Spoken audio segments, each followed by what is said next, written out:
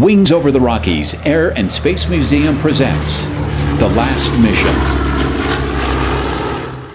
We interrupt this program to bring you a special news bulletin. The Japanese have attacked Pearl Harbor, Hawaii by air, President Roosevelt has just announced. The Pearl Harbor event triggered a lot of things in America at that time. I didn't even know it happened on that Sunday afternoon.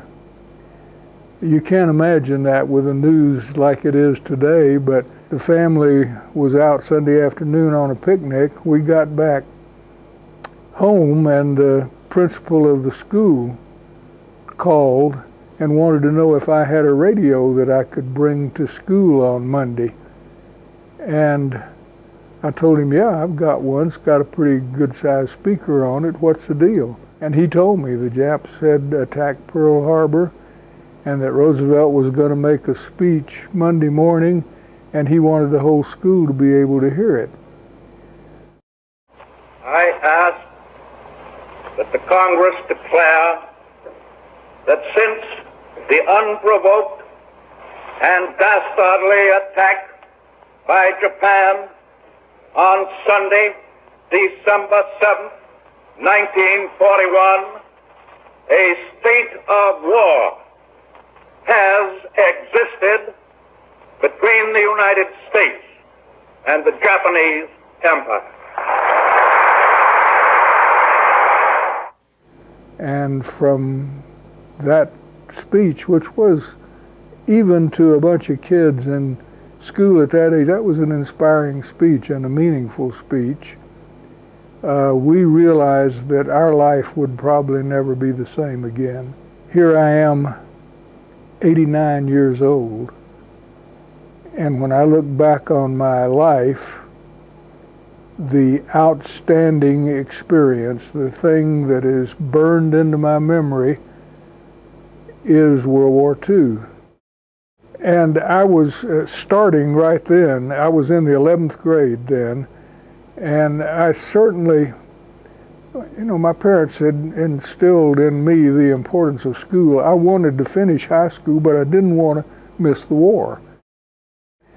But I wanted to fly since I was 6 years old, and I wanted to be in the Air Corps. When I entered high school, we moved to Pine Bluff, Arkansas, so I did my senior year at Pine Bluff, Arkansas, and the U.S. Army Air Corps, which was the Air Corps then, it wasn't a separate branch of service, it was a part of the Army, came up with a plan where if you enlisted in the Air Corps while you were in the last half of your senior year of high school, they wouldn't take you until you graduated.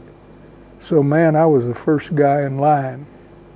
However, during my senior year of high school, I had some wonderful experiences while I was waiting, because other than flying, my main love was music.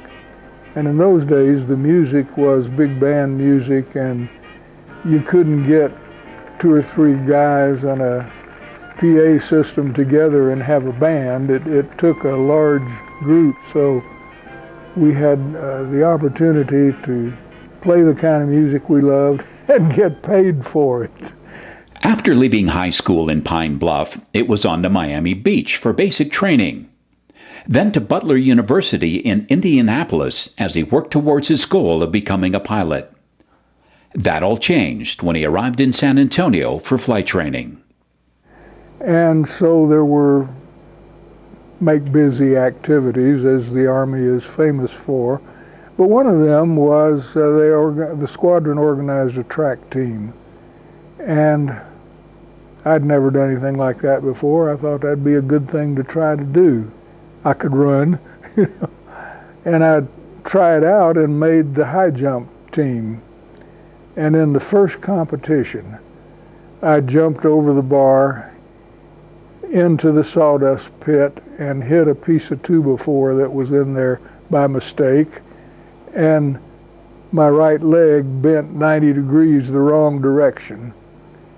and I wound up 30 days in the hospital there and washed out of pilot training. When they discharged me from the hospital and were processing me to see what to do with me, literally, because they had stamped me as not qualified for pilot training, I asked the guy, "What do you got?"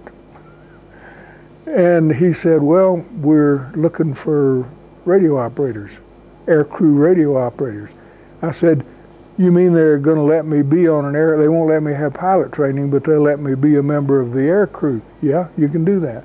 But it was a great fit, because my dad had been an amateur radio operator ever since I could remember. I had access to his radio equipment. He had taught me a lot about it, and I loved it.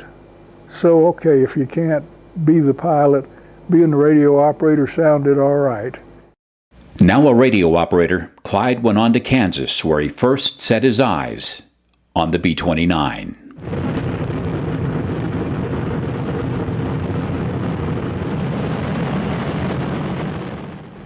So I was shipped along with our crew, the crew that was put together to be the crew of a B-29, were shipped to, I think it was Harrington, Kansas, where we were to receive some ground training and learn about the B-29. And you got to keep in mind, this was barely 40 years after the Wright brothers' first flight. And here was an airplane that had been designed and put in production in record time.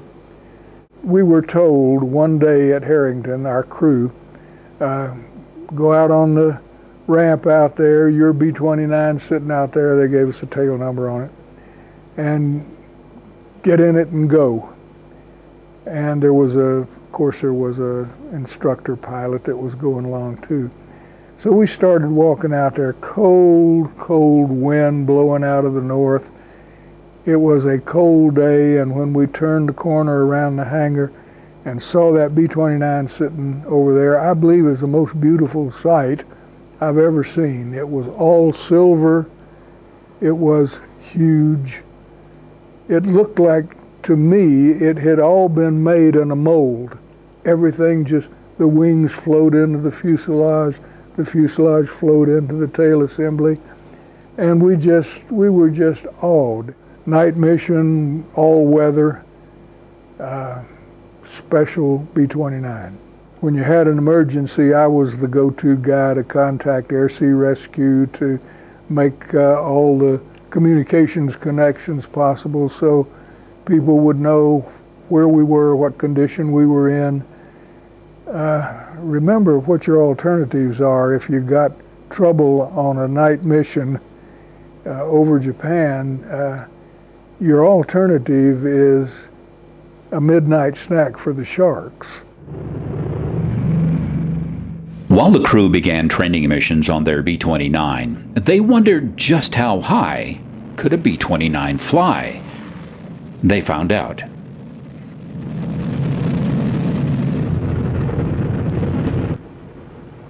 And so coming back, it's all done. What some guy says, I wonder how high this thing will really go. And the pilot, who was an adventurous guy, said, I don't know, let's find out. So he started a slow climb, and he got to a little over 50,000 feet, as I remember it. We didn't know if anybody had ever been at 50,000 feet before. When he got there, however, we knew it because all four engines quit. They need air. And that was, well, in this case, carburetor icing got them too. And that woke us up. We wondered if it was worth trying to find out how high this thing would go. But 50,000 feet is a lot of room. So the pilots did what they should have done, put it in a slow glide. We got back down to warmer temperatures, and they were able to start all four of the engines again. And we went on back to base, resolved not to tell anybody about that incident. Training completed, Clyde and his crew joined the war in the Pacific, flying missions from Guam to Japan. I think if there was an outstanding tangible emotion, it would have been joy. We were actually going to get to do it. We were confident. Well, heck, we were 19 years old. You're confident and you're indestructible, so you don't worry about dying and you don't worry about doing your job because the training took care of that. We were happy. We were happy.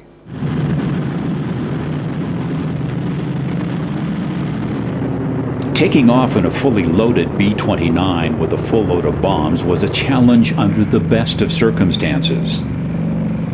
But taking off from Guam added an extra element to the mix.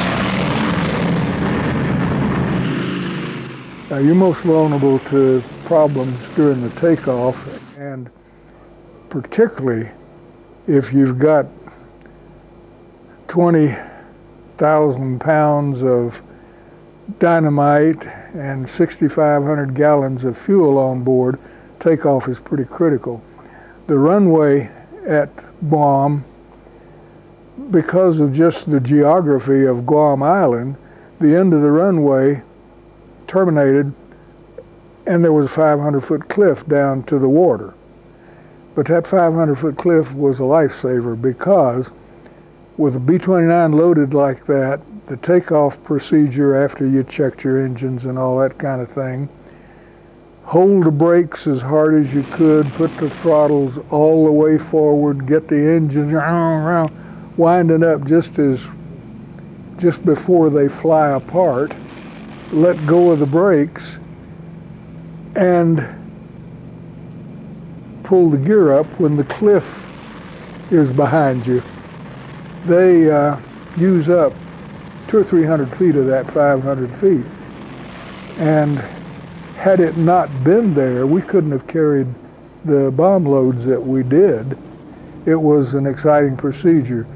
Well, the way the mission worked from Guam, these were night missions, but of course we took off usually mid-afternoon, about 3 o'clock, because it was going to be night by the time we got to Japan. And the airplanes were lined up along the taxiways in all directions to get a position on the runway for takeoff. And if everything worked right, they were able to take off about 1 minute apart.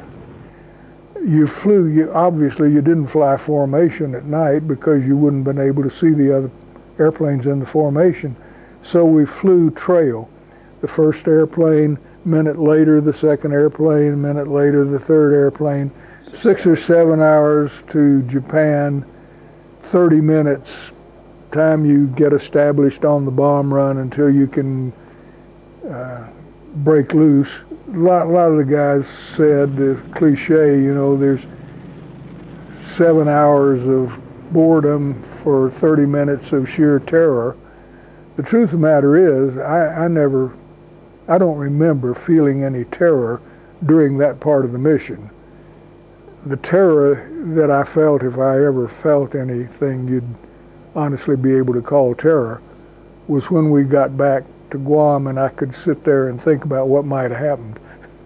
But while it's happening, fortunately, you just don't think that way. A major part of it, the oldest guy on our crew was 25 years old. And at that age, you are indestructible. You can imagine all these other people getting blown up and all that kind of thing, but it's not going to happen to me. In August, we made a test that never was applied to Germany. While great land, sea, and air forces gathered for the last invasion, our B-29s dropped 2 atomic bombs.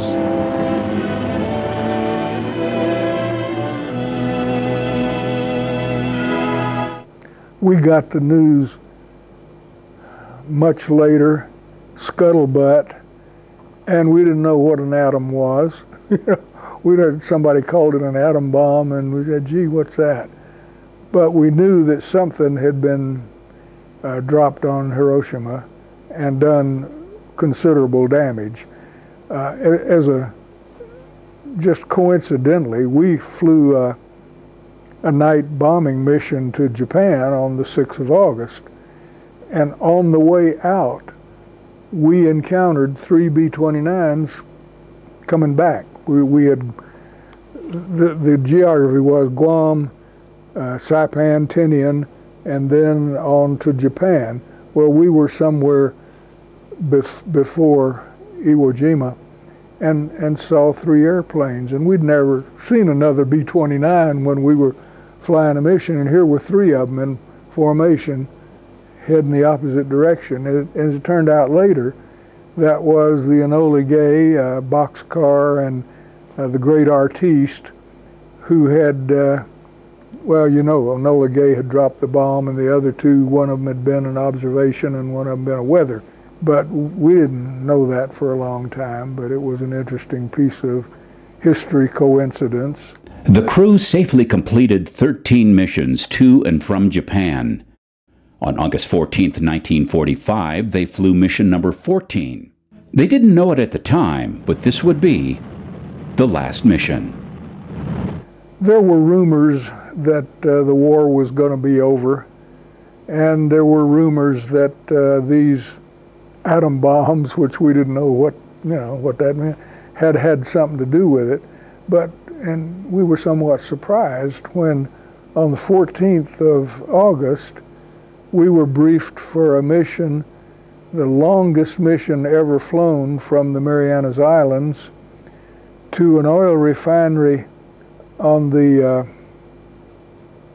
western coast of the northern island of Japan. It was, I can't think of the name of the city, but it was, Akita was the area of Japan. So we got in line. Now, there's 140 some odd airplanes that were in line to go on this mission, and at a minute apart, that's over 2 hours, right?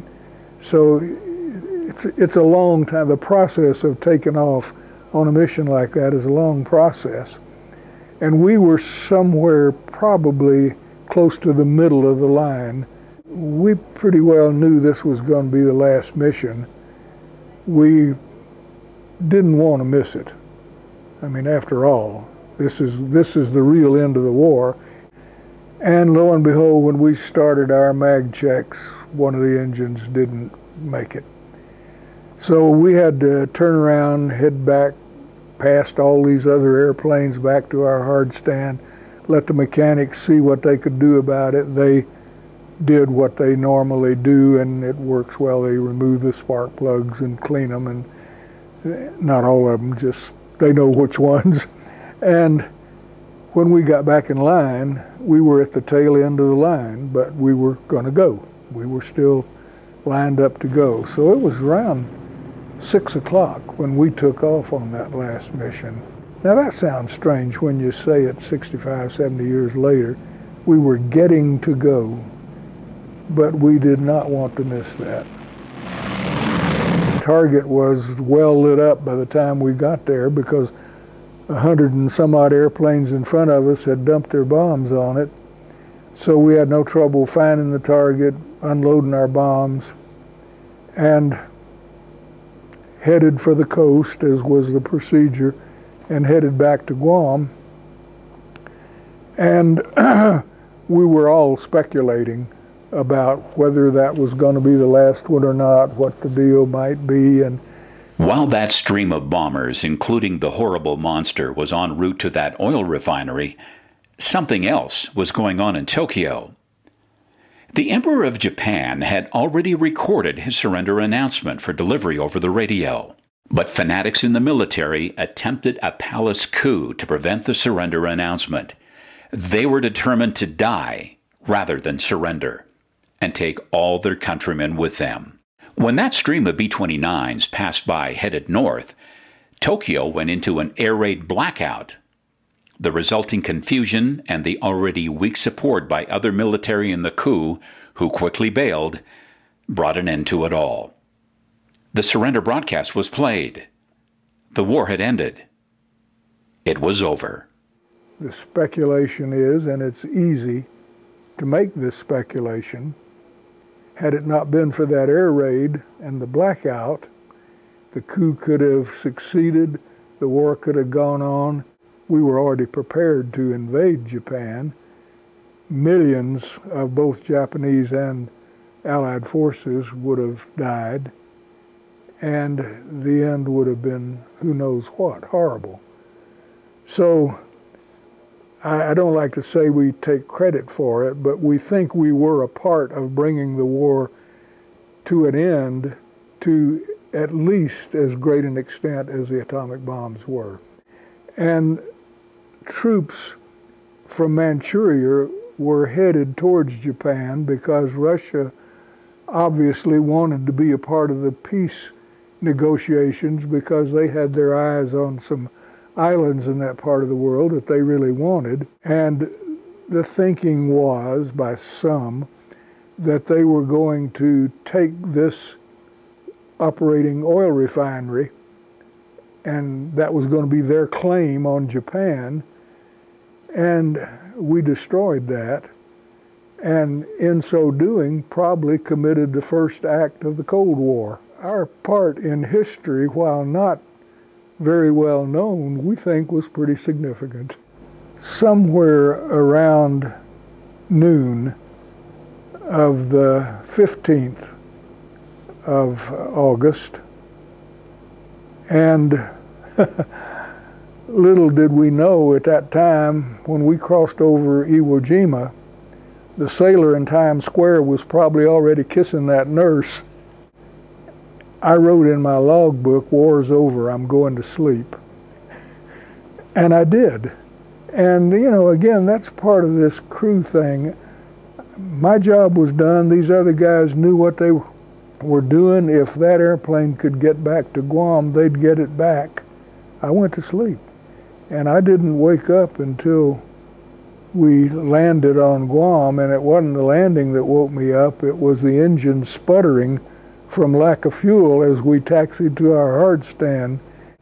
But as it turned out, we went to the briefing. The intelligence officer said, "Well, you've flown the last mission," because the emperor made his surrender speech today. I was thinking of what a lucky guy I was and saying a prayer, not so silent, of thanks for me being there on the ground upright without a single scratch. Nobody in our crew had a scratch.